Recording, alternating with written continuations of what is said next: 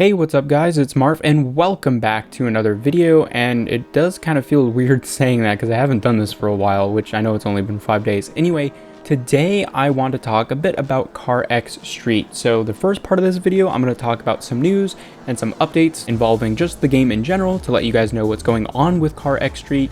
And then the second part of the video will be explaining why I haven't really been uploading CarX Street and what my thoughts and opinions are around the game in general as well.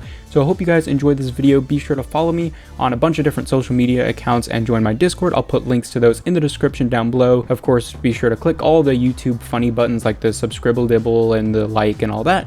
And yeah, let's get right into the news. CarX Technologies on Twitter has been pretty awesome about doing a lot of tweets regarding updates to CarX Street. We got a couple of ones over the past few months, and because I haven't uploaded it in a while, I just want to mention that CarX should be available for most Android devices on Google Play worldwide as of April, I believe. So I didn't cover that, and I know I should have, but if you guys have been waiting for CarX Street and you own an Android device, be sure to check it out, and hopefully your device is compatible. I know there were some issues around Samsung devices, and they've worked on that, but hopefully those issues have been resolved. But let's talk about the most recent news, and this was of yesterday, May 26th. So they say that they're currently working on the 0.9.2 update, and that mainly will include the features of controller support and frames per second unlock option, and for now that will be limited to only a few iOS devices. So most people don't really care that much to go above 60 FPS or maybe even 120 if you own such a device that can have a refresh rate of 120, but it is better for responsiveness to have an unlocked frames per second option, just because the latency between what you do and what you see in the game will be a lot shorter if you have more frames per second. So even if you do have a 60 Hertz screen, which means it refreshes at 60 frames per second, enabling FPS unlock is actually a really good thing, because again, it just increases the responsiveness and decreases input lag. Now, there are also a couple of other things coming in the update as well. So there's going to be a new type of race, and that is free drift. And the way that they describe it is a new type of drift race with fewer restrictions for the player to complete. So in my mind, this seems like it's going to be a sort of freestyle event where they just let you go off and maybe give you a limited amount of time to do whatever you want, and you just have to rack up points within that limited amount of time.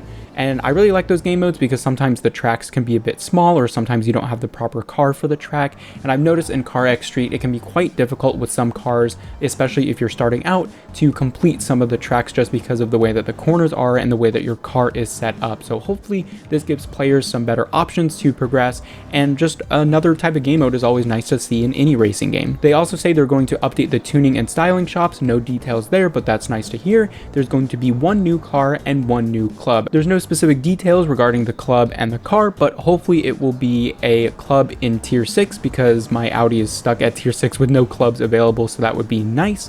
And of course, the update will also contain some tech fixes, and it's going to lay the foundation for future developments, which include update 1.0.0, and that is the big thing. I'm going to cover that update when it comes out, because I believe, if I'm remembering correctly, that is going to include the new mountain section and a ton of different bug fixes and features, and that might also coincide with the release of the PC version on Steam, which I know a lot of people have been waiting for, specifically in addition to the Android and iOS releases. Now, we also did get a little bit of info regarding the PC version, and it says that they finished work on the first alpha version of CarX Street for PC, and that is really good news.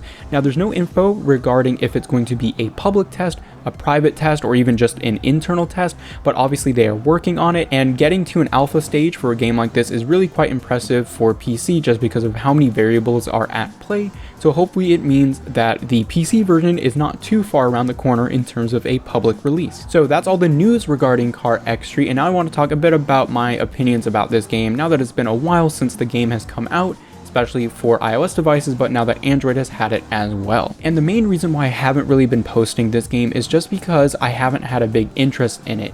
And the main thing about that is because it doesn't feel like I'm doing anything when I play that game. And I know that sounds a bit pretentious, because in my opinion, once I got through the club system, I didn't feel like there was a lot of progression to go through. And not only that, but the car selection, in my opinion, was not that great, and I'm not expecting like a AAA car selection or anything like that, but I love my Audi TT, and once I got that into a really nice state and I'm very comfortable with the way that the car performs, I felt like there wasn't really much else for me to do. I was going to try and get the most powerful Audi TT in the game with the highest quality components, the best body work and body kits and all that sort of stuff, but then I started looking at the grind that I would have to go through in order to get it, and I realized that for me it just wasn't going to be worth the time. And if that's the only other progression I have left in this game for me, then I didn't really have that much of a reason to play. I was very excited about multiplayer, and I'm hoping in the future they expand multiplayer to maybe have some sort of leaderboards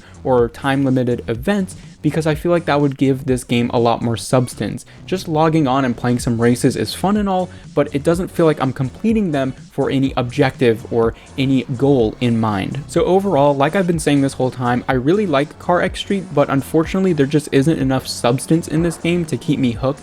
And I know, again, this sounds almost like I'm trying to say that they should add all of the classic mobile game stuff, like, you know, an energy system and then time limited events and multiplayer leaderboards and all that stuff. And I obviously don't want this game to turn into other mobile games and have all of those classic mobile game gotcha type systems. I do think that this game does need a bit more substance, maybe some goals, some longer term things for players to do besides just getting a cool car and driving it around the map. Hopefully with the 1.0 update, with the new mountain section, hopefully they will expand maybe the story, maybe the club system, maybe the multiplayer system, something like that, and then I will have more incentive to play this game. But unfortunately right now there's just other things on my mind, and CarX Street isn't a big part of that. Of course, I would absolutely love to hear your guys' thoughts about CarX Street. This game had a massive amount of hype when it was announced leading up to the buildup of the iOS release, and I feel like the hype around this game has sort of fizzled out, and I want to know what you guys think about that in terms of playing the game, because now it's more available to everyone worldwide.